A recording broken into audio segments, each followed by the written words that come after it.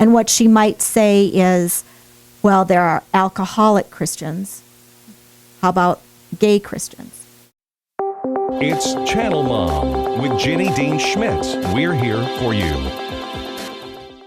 Having raised your children in a Christian home with a certain set of values and maybe a certain world view, and you find out when that child is almost an adult that child looks upon themselves as somebody who has a same-sex attraction. In other words, they're gay or lesbian. What are we to do in the Christian community, let alone what folks do in the non-Christian community? Now, a lot of people want to stereotype us, and that's one reason that we've brought my friend Lori Wildenberg on today. She's an author. She has been writing about instructing your children and raising your children with Christian principles for years. So this issue was a surprise to her. But she has tackled it, and you might be very surprised with where she has landed.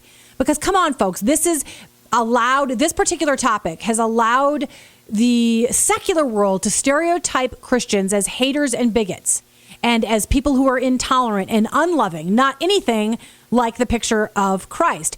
So you are raising babies, you happen to be a follower of God and raising your children with Christian principles, you're writing books about it, you're teaching parenting classes, okay? And you're the real deal. You're this cute little Christian mom with 4 beautiful children, and you're raising people with Christian principles, and then you get hit with this. Tell folks what happened. You train up your kids in the way they should go, and you sort of expect God's going to do his part and have them go on the path that you think that they ought to go on.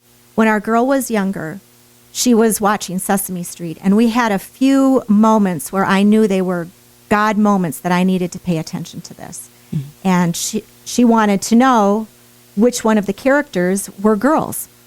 And the only one that was the boring Prairie Dawn. All the interesting characters were boys, and all the ones that had all kinds of power were boys.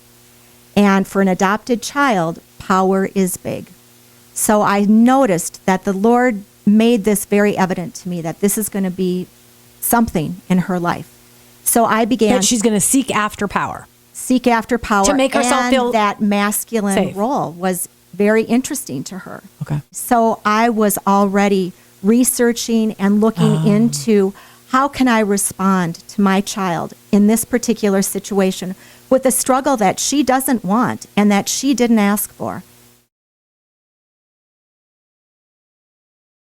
And I said, we know what's going on with you and your friend, and we want you to know that we love you.